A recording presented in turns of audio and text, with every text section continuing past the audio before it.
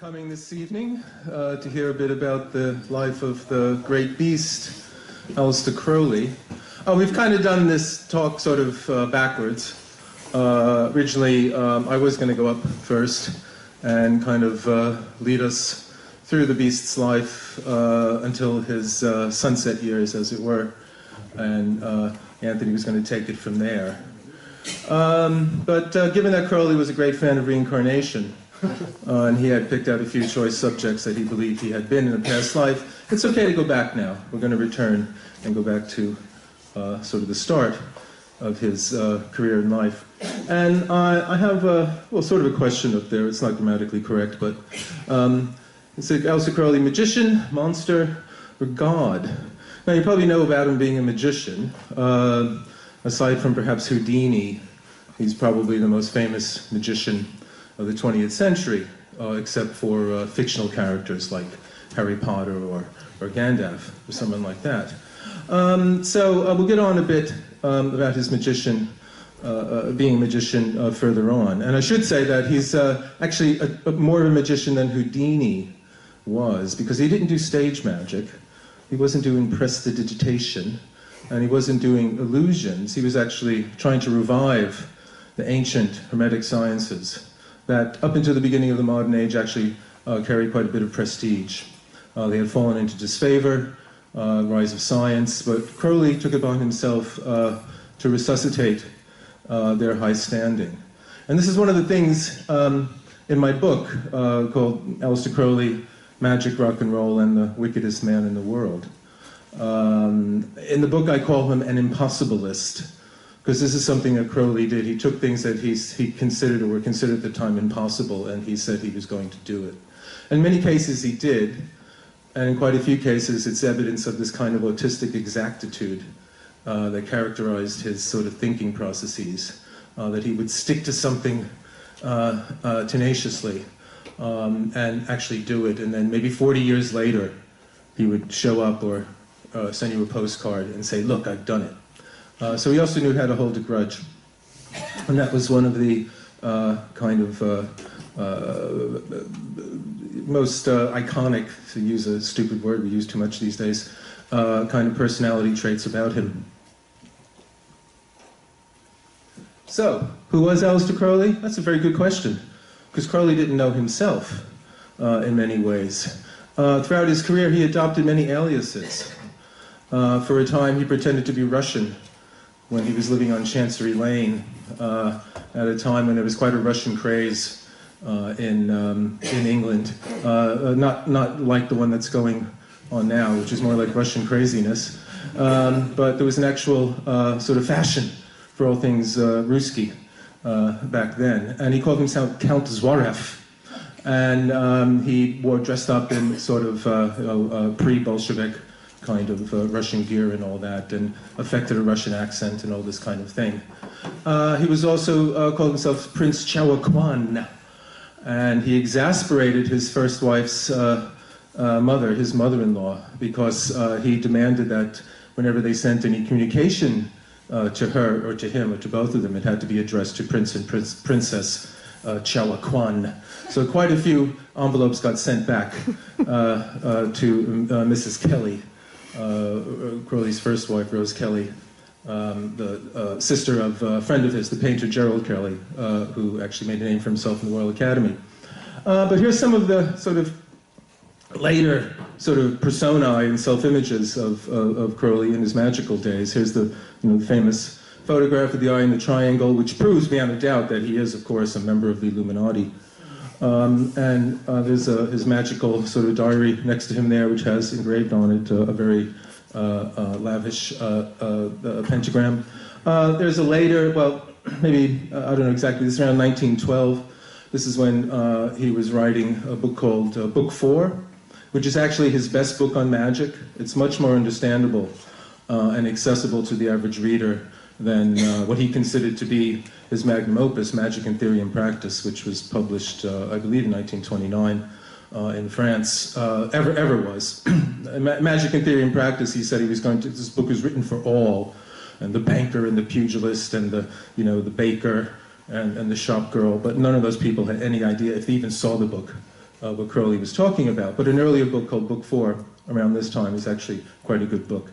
This is, again, him in his magical gear when he's making the sign of silence, which is the sort of, he's assuming the god form of the Egyptian god Harpocrates, which is, there's some controversy whether Harpocrates is sort of always pictured as kind of a baby or a child, so is he sucking his thumb, or is he the god of silence? Incidentally, if you know your cultural history, there was 3 Marx Brothers. Oh, well, actually, there were quite a few. There was 5 of them originally, but in most of the films, there's 3 of them.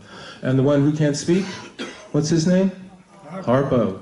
So, did they clue into this? Did they know about this? I don't know. Was Crowley predicting the Marx Brothers? Maybe. Now, Crowley's called the Great Beast, and, 666, and he adopted this persona of this devilish antinomian rebel character early on.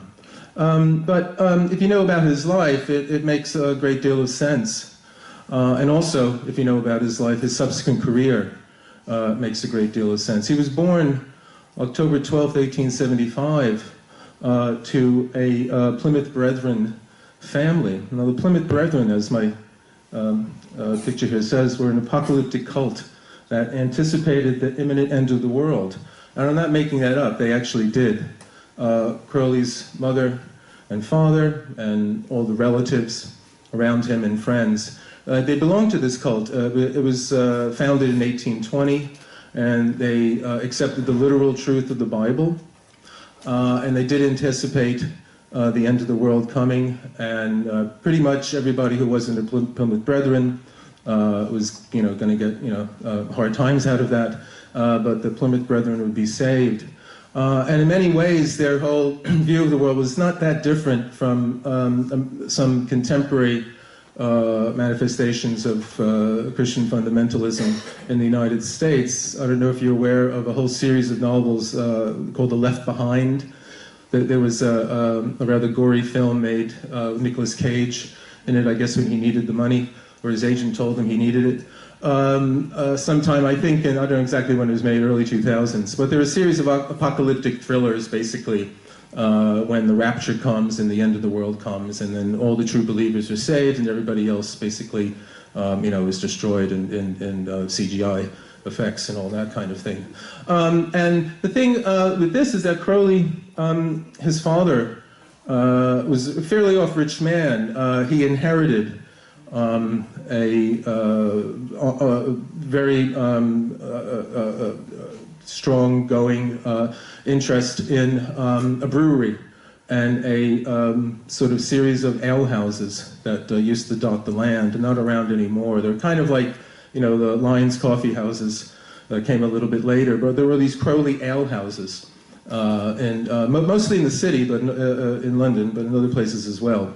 And there were places you could go, you can get a pint of beer, you can get like a ham and cheese sandwich or something like that. And they were a little less odious than going to a pub, and they were more affordable than going to a restaurant and something like that. So a lot of bankers, a lot of city people, secretaries, people like that, they went and had a pint and a sandwich on their lunch break, and they filled the coffers of Crowley's family. Crowley's father, Edward Crowley, Crowley was born, his name was Edward as well, and he later on adopted the name Aleister, because he at first idolized his father, then actually did a complete turnaround on him. But his father was very eminent, a very big figure in the Plymouth Brethren at the time, and he used to go around the land and proselytize for their teaching, and he wrote pamphlet and pamphlet and pamphlet about it and all that. So in many ways, Crowley himself, when he later in his career developed his own religion of thelema, which is Greek for will, he did exactly the same thing as his father. He went across the land, he proselytized for his true belief in his religion. He believed in his philosophy and his religion of thelema as fervently as his father believed in Plymouth Brethren. And they both dealt with spirits in 2 different ways. Crowley drank quite a bit. His father sold them, or at least inherited a fortune based on the selling of them. And they both dealt with a different kind of spirit as well, a holy spirit. Crowley idolized his father in his early years, but he hated his mother. He considered her a brainless bigot of the most narrow-minded kind. And we don't have much about her except, his letters to her and all that. And even though he actually hated his mother, he was a rather dutiful son because he wrote her all the time. But I think he enjoyed writing these letters because he always put in something that he knew would, tee her off and get her angry and all that kind of thing. And he had an absolute addiction to basically pissing people off, if you excuse my language. He'd go out of his way to really, if he knew how to push your buttons, he would go for them all the time. And this was one way, this is kind of something that generated a great deal of his character and his personality. But I said Crowley idolized his father at first, and he was a true believer.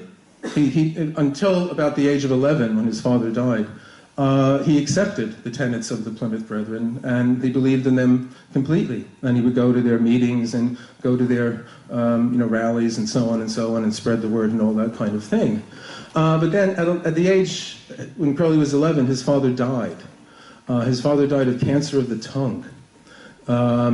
He was taking some sort of quack electrotherapy somewhere. It may have been in Hastings, I don't remember exactly right now. And he refused to have the operation that an eminent surgeon at the time told him he should have, and this would have saved his life. But his Plymouth brethren told him not to do it and to accept the fate and destiny that God had given him. And at the same time, why don't you try this kind of electrotherapy? This might help. And for someone who was an orator, someone who gave speeches a lot, who went across the land to spread the word, the idea of having cancer of the tongue seemed somehow meaningful. It seemed somehow ironic. But almost immediately after Crowley's father died, he went over to the dark side. He started out wanting to emulate Jesus' life. He started out wanting to be nothing but a good boy, a good person, walk the straight path and so on and so on. But as soon as his father died, he did a complete enantiodromia. If you are a reader of C.G. Jung, you might know what that means. It means a complete reversal of the previous consciously held opinions and point of view. And throughout his career, he's been accused of being a Satanist. And Crowley apologists and biographers and other people who basically want us to take him seriously, which I think he should be taken seriously. There are, put it in a crude way, there are some good things about Crowley that we should know about. But they've argued against the idea that he's a Satanist. He's not a Satanist, and so on and so on. But Crowley himself isn't any help in this question, because he himself said that after his father died, he somehow decided that he would change sides. He would keep the exact beliefs he had. He continued to believe in some imminent apocalypse, end of the world. And if you know your Crowley, you know that he actually said the world had ended in, I believe, March 21st, 1904. A little bit earlier than I think the Plymouth Brethren were prepared for, and I don't know how many of them appreciated his, updated ETA of the apocalypse. But he was doing exactly the same thing. But he went over to Satan's side. He even said, I changed sides. I didn't give up the beliefs I had, I just changed sides. Okay, so we have a young Crowley there. I'm not quite sure exactly how old he is. This is probably after the switch, after he went over to the dark side. And this is a later Crowley. This is Crowley the poet.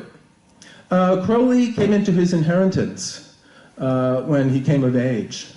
And sometime between him going over to the dark side and going into Satan's side and actually, getting this inheritance, this is when his mother this is when she gave him the name that the nickname that we know him most for today. He was causing so much trouble, and the main thing was basically sex. As soon as he discovered sex, he went for it all the way. And he famously said that he didn't deflower, but he seduced, or he let the housemaid seduce him on his mother's bed. And people like Israel Lagarde and others have said, all this Oedipal stuff in there. But no, it's just basically, what's the most transgressive thing you could do? What's the most transgressive thing you could do in the house is have sex with the maid on mom's bed. So I don't think Crowley in any way had any kind of Oedipal desire. Although, you know, knowing him, he probably wouldn't have passed it up if it had been offered. But that wasn't the main thing. The main thing was basically to break all the rules. I mean, transgression is my middle name, basically, I think you could say, when Aleister woke up to what his true mission in life was. And he talks about wanting to commit the unforgivable sin. And we're not quite sure what the unforgivable sin is, but Crowley he searched it out diligently. He did everything he possibly could to, you know, rack up what could have been the unforgivable sin. And this was something, in a way, sadly, that warped him, I think, for the rest of his life. He never jettisoned this whole idea of actually, you know, breaking the rules. He was attracted by the forbidden all the time. And the strange thing about the forbidden is that, you know, only kids like to do what's forbidden to them, because they get a big kick out of doing it. And they do it because it's forbidden. And you can keep doing that, but if you keep doing that, it sort of stunts your growth. You know, you continue to remain immature. You're constantly shaking your fists at an authority that supposedly is telling you can't enjoy yourself. But this is something Crowley never got over, and it characterizes a great deal of the rest of his life. But when he came into his inheritance, he ran with it. There's different estimates about the actual amount of money in today's, you know, value of the pound. It would have been around 40,000 pounds, I think he inherited, and I think around 1896 or 97, something like that. So I don't know exactly, you know, what the exchange rate would be today. When I was writing my book, I looked up some stuff, and it basically came close to being a millionaire. So in today's money, he would have been a millionaire when he first got, you know, the inheritance. He didn't stay a millionaire very long. Let me tell you, he started spending it as soon as he could. One of the things he spent it on was lavish self-published editions of his poetry. He considered himself a poet. Not too many others did. But he considered himself a poet. He wrote a lot of poetry.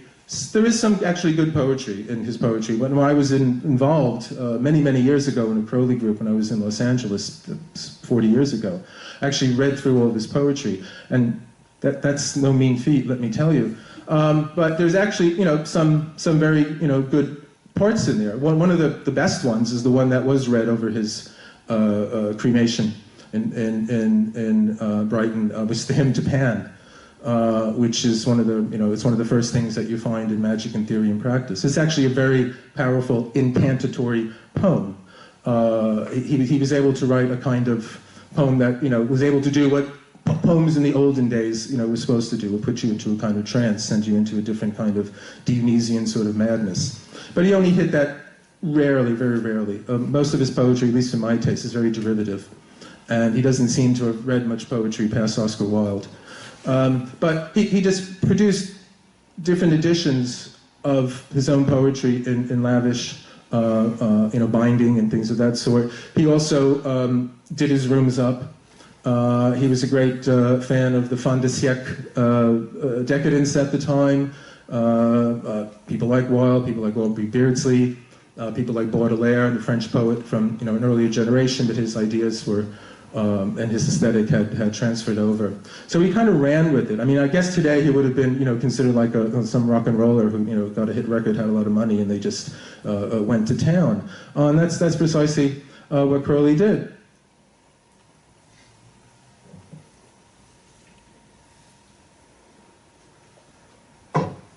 But as many people who have a lot of money, don't have any pressures on them, no responsibilities, are young, and there's actually nothing to guide them to, you know, in any direction what they want to do, Crowley toyed with quite a few ideas. He you know, he had to do something with his life. First off, he thought he would be a diplomat, and again, the Russian idea was very strong, so he thought of, you know, getting into the you know, government service and being a diplomat in Russia. After a while, though, he thought that'd be rather boring. He was very good at chess, as Anthony made clear in the talk earlier, and he thought he actually, you know, might have a career as a chess master. But on one of his travels, another thing he did quite a bit is he traveled all over the place anytime he could. He visited, or he attended a chess conference in Germany somewhere, and he got to observe some of the chess masters close up, and he thought they were all kind of rather boring kind of characters. Crowley got bored very quickly. This is one of the things about his his personality. He was bored very quickly. The French religious thinker and logician Blaise Pascal in the early 17th century said that what was wrong with people is that they're not able to sit still in a room. They need distraction all the time. Crowley wasn't able to sit still anywhere, except when he was practicing his yogic meditations and practices like that, which he did master. So at those times he could sit still. But even then he was devoting his will and his energy to sitting still. It wasn't just sitting someplace and just relaxing. He was constantly on the move, constantly doing something. And the other thing he thought he could be was a mountaineer, and I'll get onto that later on. But the idea that no matter what he did, you know, whether he was a diplomat or a chess master or a mountaineer, or even if he was a great poet, that in time he would be forgotten. You know, these accomplishments would be, you know, dust in the wind, as an old song from the 70s had it. And this is another thing that Crowley was determined to do. He was determined to stamp his existence on reality. He was determined that it would be noticed. He wanted to be, as the psychologist Ernst Becker said in his book Denial of Death, he wanted to be of primary significance in the universe. Basically, he wanted everything to pay attention to him and notice him, and he is there. So he was looking, what can I do? What medium can I work in that will allow me to imprint my genius, which he was, you know, convinced that he had. Not so many others were, but some were. What medium could I work in which I could imprint my genius and it would last forever? So, strange logician that he was, he decided that it would be in the realm of the spirit. It would be in the realm of the supernatural. It would be in the realm of the occult. And again, as I said earlier, he was an impossibilist. And at the time, the idea that any kind of proof or convincing evidence for the higher worlds was impossible to achieve, to obtain, Crowley said, yep, that's it, I'll do that. And so that's what led him to the Hermetic Order of the Golden Dawn. The story is that while he was climbing in the Alps, he got into a conversation with a fellow named Julian Baker about alchemy. And Baker had told him that he knew of people in London that could put him in touch with a group that really practiced magic and the occult and alchemy and things of that sort seriously. And Crowley thought about it, and what happened was that he decided he was going to ask Baker who these people were, but then he realized that Baker had left the hotel that they were in, and he ran madly through the Alps. I mean, literally trying to find where Baker was before he could lose contact with him. And he finally tracked him down in some town or some ski lodge somewhere in the Alps. And Baker agreed to meet him in London, and that he would introduce him to someone who would put him in touch with those who know. And around the same time, Crowley, in his studies of magic, he got a copy of Arthur Edward Waite's classic book of black magic and pacts. And if you know Arthur Waite, I mean, he's not the most readable character. He's not a page turner, but he's a diligent, sincere, earnest research of all these things. And in that book, he makes mention of a book written in the late 18th century by Karl von Eckarthausen, who was a German sort of mystic, called The Cloud Upon the Sanctuary, which is actually a book about Christian mysticism. So it makes it doubly ironic that Crowley would be inspired on his career of magic and the occult and all that by a book of Christian mysticism, when he's basically, I'm a Mr. Antichrist. But this book talked about the hidden church. There was some secret church, invisible church, that was behind the scenes of everyday life and, the everyday church. And if you met the right person, you could be introduced to them. And somehow the combination of this idea of the hidden church and learning about the Hermetic Order of the Golden Dawn, which is up here, led Crowley to want to join it. And the two characters I have up here is one is W.B. Yeats. As you know, he was a Nobel Prize-winning poet. He was also a theosophist. He met Madame Blavatsky not too long before her death. Basically, he was kicked out of the Theosophical Society because he actually wanted to practice magic. Madame Blavatsky hated ceremonial magic. She thought it was evil practice. And so when word got around that W.B. was interested in it, basically they asked him to leave, and that's when he joined the Hermetic Order of the Golden Dawn, which is probably the most famous late 19th century magical group of the time. And around this time, there was this was a magical revival going on. It started in the late 70s with Madame Blavatsky, and it carried on up until just before World War I would say. So along with this Russian craze going on in London at the time, there was also kind of an occult craze. And the Hermetic Order of the Golden Dawn was one group that Yeats was in. There's a funny story about Crowley and Yeats. Yeats had been in the Golden Dawn for about 10 years when Crowley arrived. He was already a published poet and well known for it. And Crowley was just starting out, and he was basically publishing his own work. And he gave Yeats some of his poems, and basically asked him, what do you think? And Crowley, convinced of his genius, expected Yeats to say, "Brother poet," and slap him on the back and say, "Yes, let us go forth and conquer," and all that. But Yeats kind of hemmed and hawed and kind of made some non-committal remarks about it. And Crowley then and there knew. He knew exactly why Yeats did that. And Yeats was filled, he said, with black bilious rage, because he recognized, of course, that Crowley was a much greater poet than he would ever be. Now, you can think about that, and decide for yourself, but in 1923, when Crowley was trying to kick heroin, Yeats won the Nobel Prize for Literature. The other character over here is MacGregor Mathers, Samuel Little MacGregor Mathers, and he was like Crowley in many ways. He was a fantasist, as Crowley was. He adopted different identities. He was a strong-willed, eccentric character. He called himself the Count of Glenstray, but until about 1897, he'd never set foot in Scotland. He had sort of claimed to have sort of Scottish Highland ancestry, and he walked around in Highland dress and all that kind of thing. But Yeats actually had quite a bit of respect for Mathers. Mathers was one of these strange characters who was very eccentric, incredibly willful. And there's a story that Yeats tells in one of his autobiographies about doing these sort of magical experiments with Mathers. Mathers would give Yeats a kind of symbol. There were these things called tattwa symbols. There were different sorts of magical kind of symbols, for the sake of a better word, and which one practiced meditation and visualizing. And there were certain kinds of images and symbols and things of that sort that were associated with these different sort of tattva symbols. And Yeats put it up to his forehead, and he started immediately to visualize images and scenes, and he visualized this kind of black giant raising itself out of kind of a ruin in the sand. And Mathers said, "Yep, that's right. That's correct. That's the salamander. That's exactly what you should be seeing with that symbol." And this is something that Yeats actually came to believe, that somehow Mathers knew about this, and somehow these symbols were able to evoke from what Jung would later call the collective unconscious. Yeats called it the great buried memory.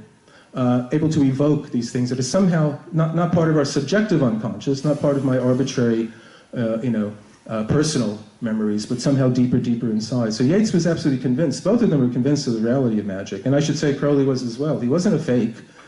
He wasn't a fraud. He wasn't a charlatan. He tried to get away with it when he could. He was a chancer, but he actually believed in magic. And I think in many ways he did have some powers. He did have insight into these things. One wants to say, if only he used his powers for good instead of evil.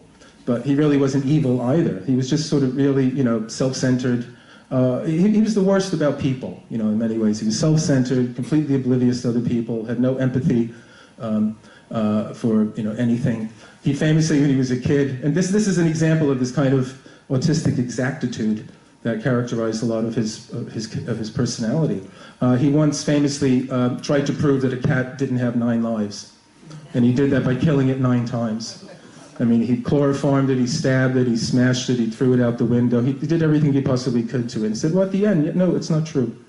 Now, of course, anybody with the slightest bit of moral intelligence would say, well, Aleister, that's just a kind of saying, but no, he had to prove it. So this was the impossibilist in him. This was like he had to take everything. He wasn't subtle. He just wasn't able to pick up subtle hints. He had to prove everything and take it to like the nth degree. So when these two guys got to work on Crowley, this is what happened. So here he is. This is after his initiation into the Golden Dawn, which happened at Mark Mason's Hall, I believe November 18th, 1898. And he took the magical name of Frater Perdurabo, I will endure to the end. And he did. Crowley was another one of these guys who just didn't give up. As I said, if you got him angry, he would wait 50 years to get it back to you, and he would say, "That, gotcha." And you would have no idea who this guy was, but he would turn up, and finally he would have a sense of like getting satisfaction. So again, there was this manic persistence in him.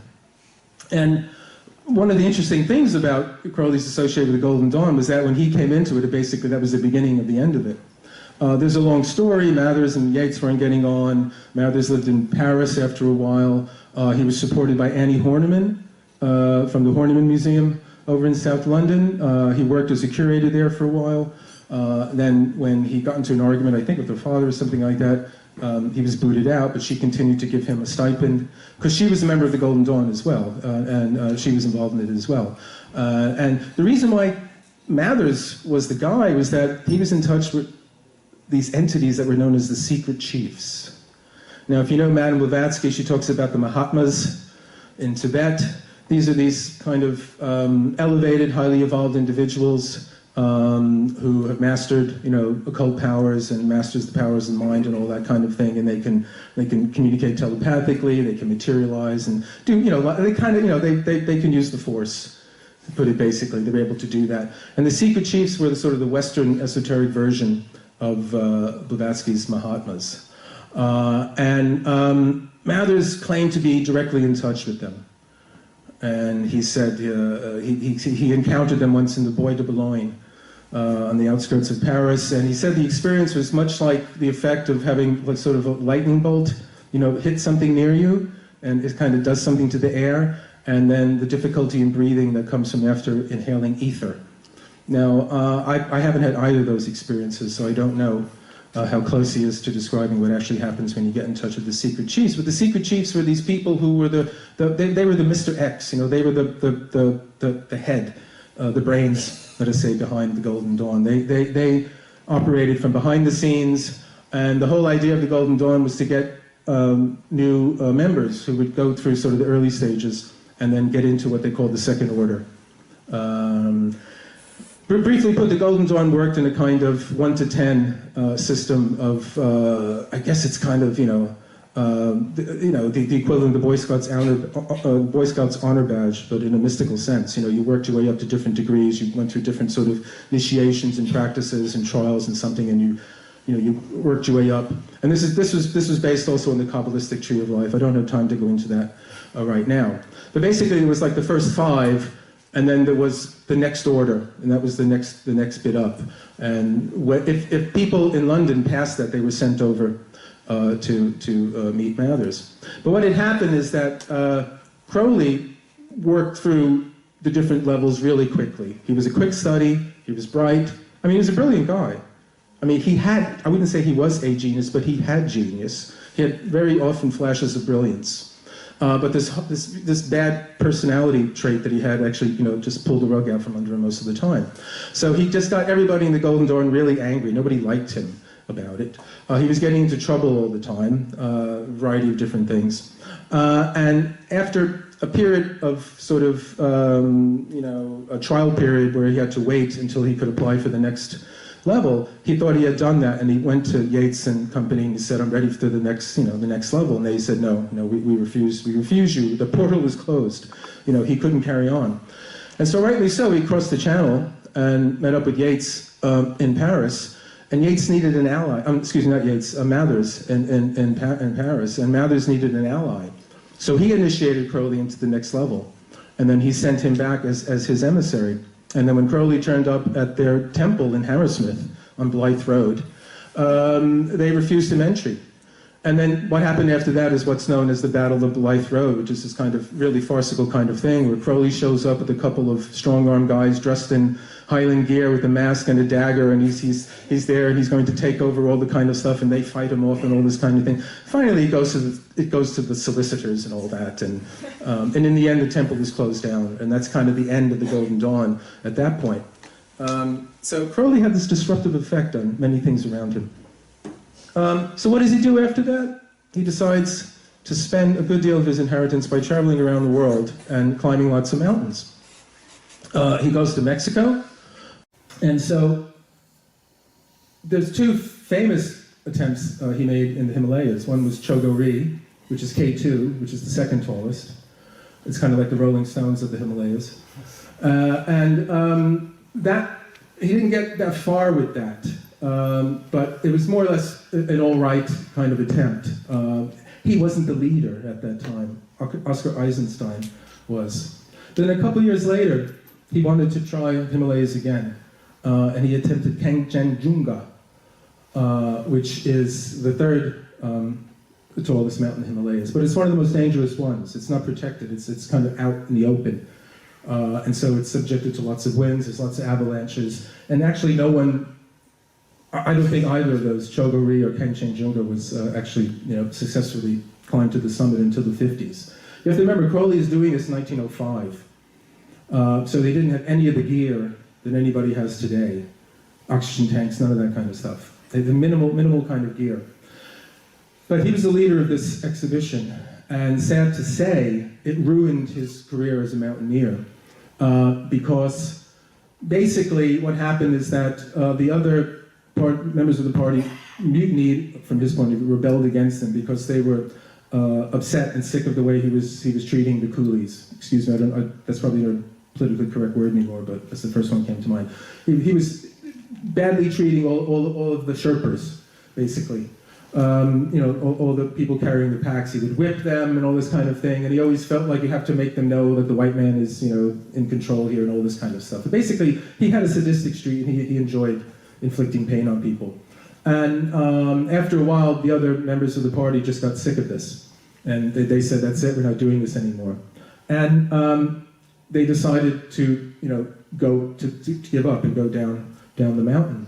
And Crowley had said, "Well, look, I'm telling you, you do what you want to do, but if you go down the mountain now, whatever, I'm telling you, you're running into trouble." And lo and behold, that's exactly what happened. Crowley was in his tent, he heard these cries for help, and he basically said, "Serves him right." Now, no matter what you think people are doing, no matter what mistake they're doing, if you sort of know in advance that they're going to go down this way and they're going to get into trouble, the idea that later on you could somehow disingenuously say, like, "Well, I didn't know what was going on. I just heard these voices. It could have been anything," which is basically what he said. So instead of being the Superman, which he said he was most of the time, and running out of the tent as soon as he heard, cries for help and saving everyone, he let 3 people die, basically. Or not so much he let 3 people die, he didn't do anything to help. You can say it wasn't his fault. He told them not to do it, but he didn't exhibit himself in any particularly good light, and basically not coming to the aid of these people.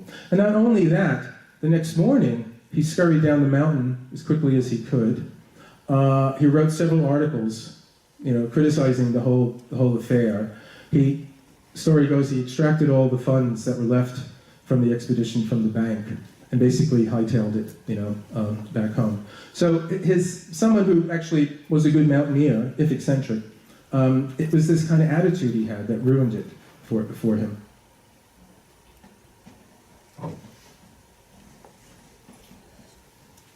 I'm not quite sure how much time I have.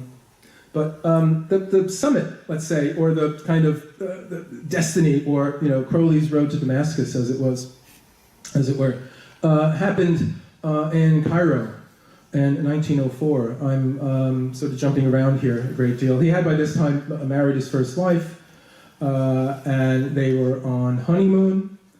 And what had happened is that Rose Kelly started to act in a very strange way, and she started to say all these strange things about the Egyptian god Horus, and a variety of other kind of strange things about Egyptian mythology and religion that she shouldn't have known. She had no interest in this kind of stuff. And while they were visiting a museum in Cairo, she saw this image that's in the middle here. It's the stele, which is of Horus, and you have the Egyptian god Nuit, the god of the sky, the night sky, overarching and all that. And she somehow zeroed in on this without, there was no reason why she should have known anything about this whatsoever. And basically the message is that they want to get in touch with you. It's about the child. Horus wants to get in touch with you. And Crowley thought, as he usually did, that she was just off her nut. He didn't grant women too much intelligence or anything like that whatsoever. I didn't grant too many men that much intelligence either, so I don't think he was particularly just, getting on women. But what had happened is that, cut a long story short, over 3 days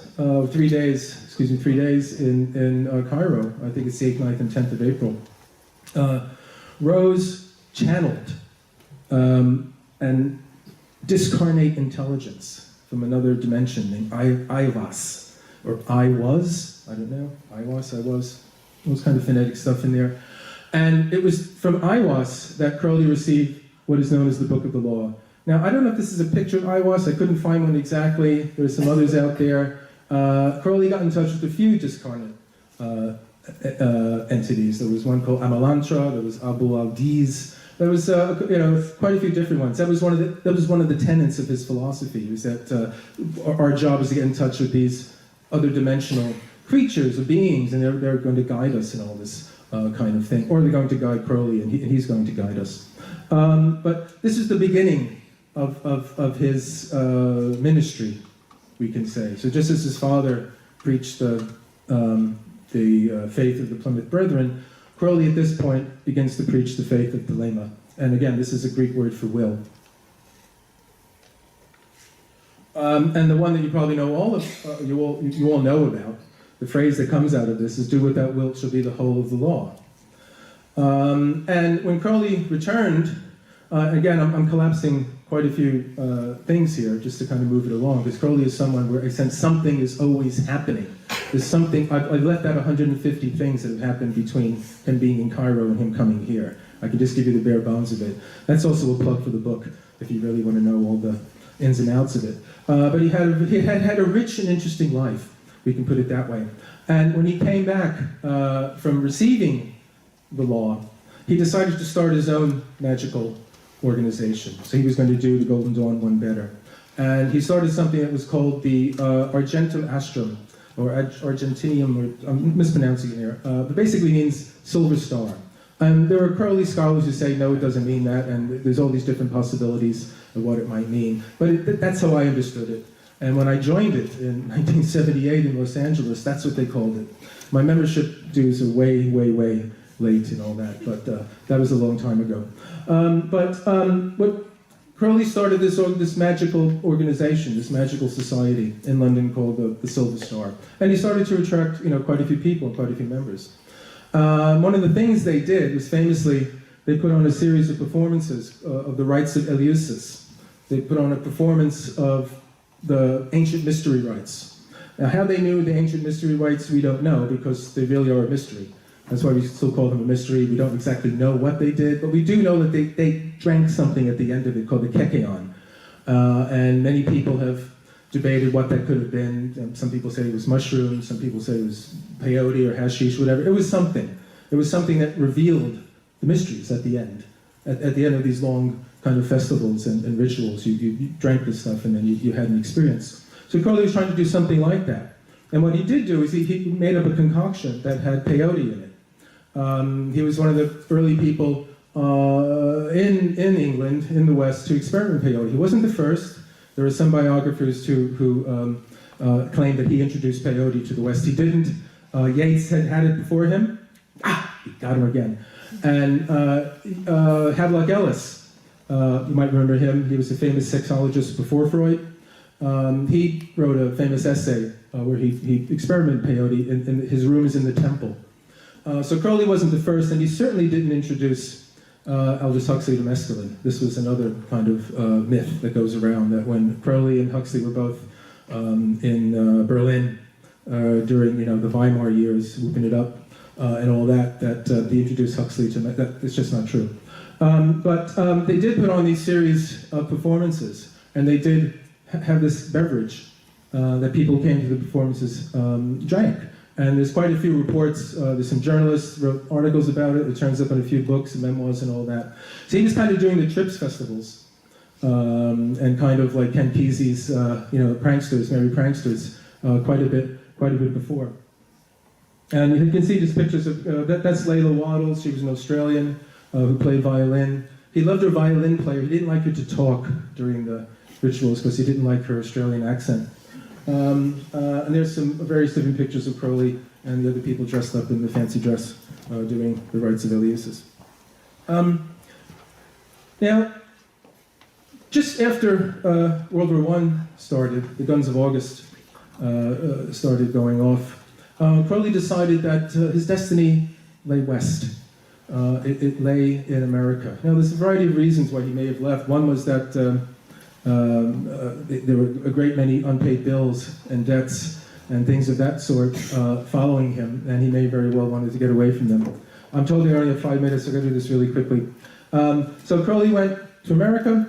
The first thing he did when he got there was he started to, well, I'm skipping out something.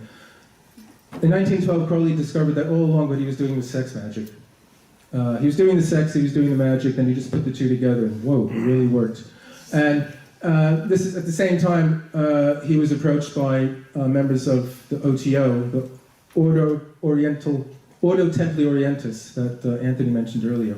And they believed that he had given away their secrets about sex magic. And Crowley said, I have no idea what you're talking about. And then Theodore Roos, who was the emissary, opened his book called The Book of Lies, and he pointed to a page, and he said, it's there. And Crowley twigged, oh, that's what it's about. And so what he did after that was, instead of doing all the ceremonial sort of magic, or not doing it as much, he developed a system of sex magic, basically using the excitement, the intensity of sex, instead of sort of the slower building excitement of ceremonial magic to project his magical will and imagination. But the first thing he did when he got to America, because he was broke, he didn't have a job, he was in his 40s, his leg was killing him, was that he started to perform a series of operations, or opera he called them, with various different prostitutes that he found in New York. And when that wasn't getting him too far, it wasn't getting him work or getting him money or anything like that, he was very happy when he bumped into a journalist that he knew from London named George Vierick, who at the time was working for people who were publishing a magazine called The Fatherland. And its subtitle was Fair Play for Germany and Austria. This was a magazine in America which was yet to enter World War I. And there were a lot of German immigrants in America. And they were basically trying to muster support for the Kaiser in New York. And Crowley had to make a buck. And so he said, I'd work for you and all that. He later said that he took the job because as he was working for British intelligence, and the idea that he was going to write propaganda that was so ludicrous and so unbelievable that, well, first off, the Fatherland would lose, a lot of its readership, and I know that was a great blow to the Kaiser. And then that actually, people just wouldn't take it seriously and all that. Now, there's a book out that claims that Crowley actually did work for British intelligence and so on and so on. There's a lot of debate about that. If you go to the National Portrait Gallery, from the man who, we'll get to it right after this, from the man who was called the wickedest man in the world and the man we want to hang, his portrait now hangs in the National Portrait Gallery as one of Britain's best and brightest. And among the things they say is mountaineer, poet, chess master, spy, and down at the bottom I think it says he was interested in the occult, or something like that. So his kind of, his reputation has gone through quite a bit of a sea change. It's another enantiodromia here. But then Crowley was also made a name for himself in Greenwich Village as a painter. He was in the Greenwich Village kind of bohemian set, the same set that John Reed and Emma Goldman were in prior to the Bolshevik Revolution. If you know that film, Reds, Warren Beatty, where he romanticized himself as John Reed. That's sort of the milieu Crowley was moving in at that time. And I'm going to have to really cut it very close here, sadly. I can only get up to the very next slide. This is Leah Herzig. This is his most loyal, most dedicated, most committed Scarlet woman. Crowley had a string of Scarlet women. These were these mistresses that he had and used in his magical operations. And he met her in New York. They became lovers. She asked him to paint her. He did, and that's the painting, and it's called Dead Souls. I can just do 2 minutes, really quickly, 2 minutes. After leaving New York, Crowley went back to England. He wasn't having a very good time in London. This is when he started his heroin addiction. He had been taking heroin at different times for his asthma, and it was actually prescribed as medicine, along with a variety of other sorts of things, but this is when he really developed his addiction. And again, he's in his 40s by this time. And what had happened was that he couldn't find anywhere to live in London, in England, and so he decided he needed better climes. And so long story short, he, Leia, and a few other people got this place in Cefalu, which is not too far from Palermo in Sicily. And it's still there. I think it's in the tourist advertisements now. Last I saw it was up for sale for about €1.5 million to buy this place. But this is where he founded his Abbey of Thelema, and it's the Abbey of Do What Thou Wilt. He clipped that title from Rabelais, who has it in Gargantua and Pantagruel. And that's a picture of Crowley. Leia's there. This is one of the rooms that was uncovered by Alfred Kinsey and Kenneth Anger. Alfred Kinsey, the sexologist, and Kenneth Anger, the avant-garde filmmaker, who went in the 50s to Cefalu and took all the whitewash that Mussolini's people had put over all these paintings that Crowley did on the wall. There were all these weird, erotic, necrophiliac, strange, kinds of paintings, sort of even weirder than the ones that Anthony showed. But this, funny enough, that's Jane Wolfe, the rather masculine-looking woman there. She was a Hollywood actress. Her best-known role was in Rebecca of Sunnybrook Farm. And she found her way to the Abbey of Thelema in the 1920s, basically coming for a kind of rest cure, and she wasn't quite sure what she was going to get into. But last bit, this is where there's much more after this, but this is it's all downhill from here for Aleister. Word gets back of all the sex magic, the bestiality, the drugs, the horrible living conditions at the Abbey. There were no toilets, no one did any cleaning, people ate when they could, and things of that sort. At the same time, Crowley kept up a very, very austere and serious religious practice of the rites and rituals and so on of his philosophy of the Thelema. So at the same time, it was kind of like a real big hippie crash pad. Well, before the day, he was also, trying to carry on this kind of serious promulgation of his philosophy. I'm being told I got to hit the road, folks. So sad. What comes after this is basically he comes back to England. Things go downhill. But what happens in the 1960s? He's rediscovered. By who? Oh, come on, who was there? The most famous people in the world put him on the cover of their 1967 album. And he gets picked up by the counterculture, and he hasn't been let go since then. You can see posters of Crowley in the same places you see posters of Marilyn Monroe or Che Guevara or something like that. And I'm surprised that Andy Warhol didn't do one of those silk screens of him and all that. He's been picked up as a kind of pop culture icon now. And there's more in it, but if you want to know that part of his story, you have to buy my book, which is 1, 2, here it is. Thank you very much.